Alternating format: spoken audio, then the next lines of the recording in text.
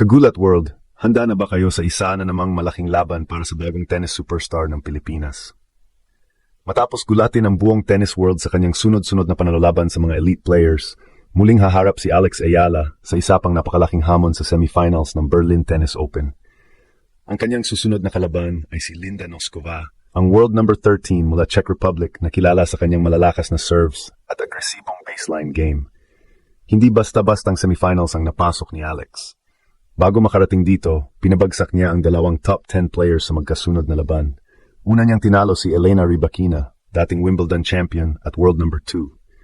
Sinundan pa ito ng panalo laban kay Elina Svitolina, isang dating world number 3 at isa sa pinakarespetadong veterano sa WTA Tour.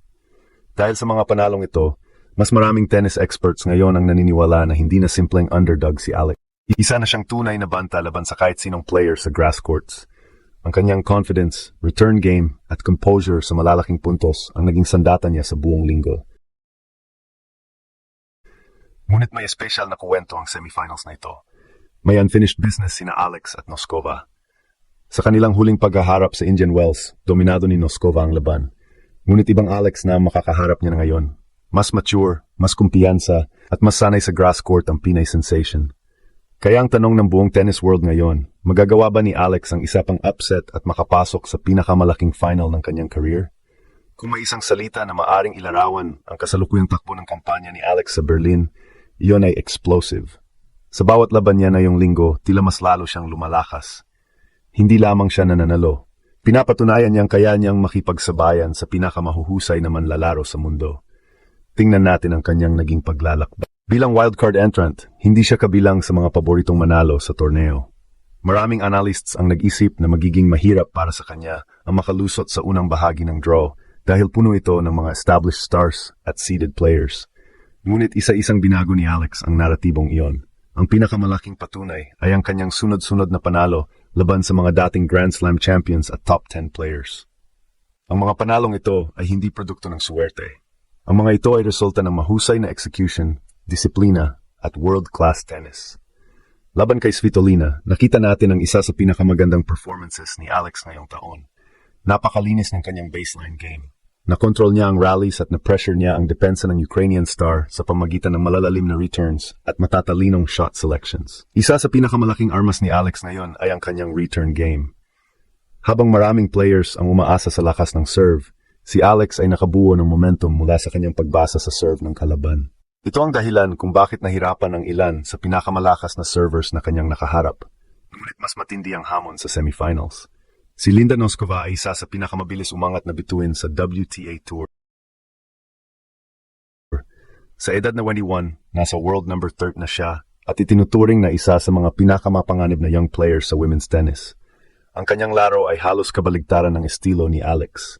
Si Noskova ay agresibo. Mahilig siyang umatake agad mula sa baseline. Malakas ang kanyang unang serve, at kapag nakakuha siya ng maagang control sa rally, madalas ay siyang nagdidikta ng takbo ng puntos. Ito ang dahilan kung bakit napakahalaga ng unang ilang games sa laban.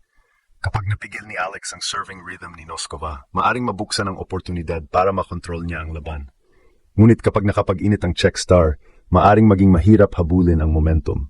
Ang magandang balita para sa mga Pilipino, hindi na ito ang parehong Alex na natalo sa Indian Wells. Mas mabilis ang kanyang movement, mas mataas ang kanyang confidence, mas mahusay ang kanyang shot selection, at higit sa lahat, dala niya ang momentum ng isa sa pinakamagagandang linggo ng kanyang profesional na karera. At habang papalapit ang semifinal showdown, isang bagay ang malinaw. Hindi na simpleng Cinderella story si Alex. Isa na siyang tunay na contender. At kung may pagpatuloy niya ang antas ng tennis na ipinakita niya laban kina Rybakina at Svitolina, posible nating masaksihan ang isa na namang makasaysayang gabi para sa Philippine tennis.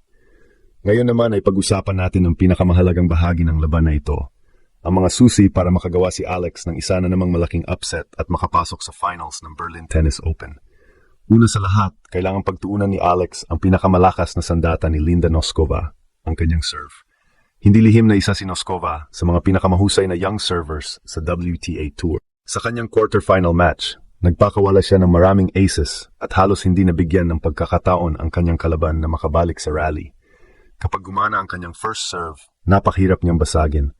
Ngunit dito pumapasok ang isa sa pinakamalaking lakas ni Alex, ang kanyang return game. Sa buong torneo, paulit-ulit nating nakita kung paano niya binabasa ang serve ng kanyang mga kalaban. Hindi siya natatakot umatake sa second serve at madalas niyang nailalagay agad sa depensa ang mga kalaban sa unang 3 palo pa lamang ng rally. Kung mapipilit ni Alex si Noskova na maglaro ng mas maraming rallies kaysa sa gusto nito, malaking bentahe yon para sa Pinay Star. Pangalawa, kailangan gamitin ni Alex ang kanyang variety. Hindi tulad ng ibang power hitters sa tour, may kakayahan siyang magbago ng ritmo ng laban. Kaya niyang gumamit ng slices, deep cross-court angles, drop shots, at matatalinong placement para guluhin ang teaming ng kalaban. Ito rin ang isa sa mga dahilan kung bakit nahirapan ang ilang higher-ranked players laban sa kanya ngayong linggo. Kapag naging puro power battle ang laban, maaring magkaroon ng advantage si Noskova. Ngunit kapag naging tactical chess match ito, may malaking pagkakataon si Alex na makontrol ang daloy ng puntos. Isa pang malaking factor ay ang confidence. Hindi na natin may kakaila na ibang klaseng kumpiyansa ang dala na ngayon ni Alex. Ang isang player na nakatalo ng magkakasunod na world-class opponents ay pumapasok sa court na may paniniwalang kaya niyang talunin ang kahit sino. Noong Indian Wells, maaring masyadong maaga pa para sa kanya ang ganoong klaseng laban. Ngayon, iba na ang sitwasyon. May momentum siya.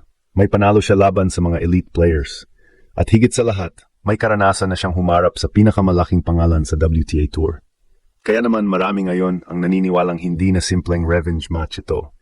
Ito ay pagkakataon para patunayan ni Alex na kabilang na siya sa susunod na henerasyon ng mga tunay na contenders sa women's tennis. At kung sakaling makalusot siya sa semifinals, mas lalong lalakas ang usapan tungkol sa kanyang pagpasok sa top 30 ng rankings at pagiging regular contender sa malalaking tournaments.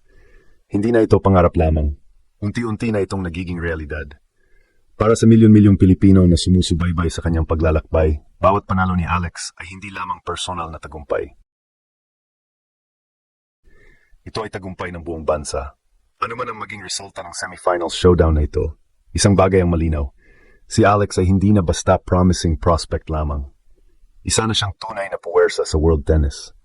Sa edad na 21, nagawa niyang maabot ang antas na pinapangarap ng maraming manlalaro sa buong mundo. Mula sa pagsasanay sa Rafa Nadal Academy hanggang sa pagtalo sa mga top 10 stars sa isa sa pinakamalaking grass court tournaments bago ang Wimbledon, ipinakita niya na kaya ng isang Pilipino na makipagsabayan sa pinakamahusay. Ngayon, nakatayo siya sa harap ng isa pang napakalaking oportunidad. Isang panalo na lang ang pagitan niya sa finals. Isang panalo na lang ang pagitan niya sa isa na namang makasaysayang kabanata para sa Philippine tennis. Kaya ihanda na ang inyong bandila, ihanda ang inyong suporta, at sabay-sabay nating ipagdasal ang ating tennis queen. Dahil kapag muling nagliyab ang raketa ni Alex sa Berlin, posible na naman nating masaksihan ang isa pang sandaling magpapayanig sa buong tennis world. Let's go!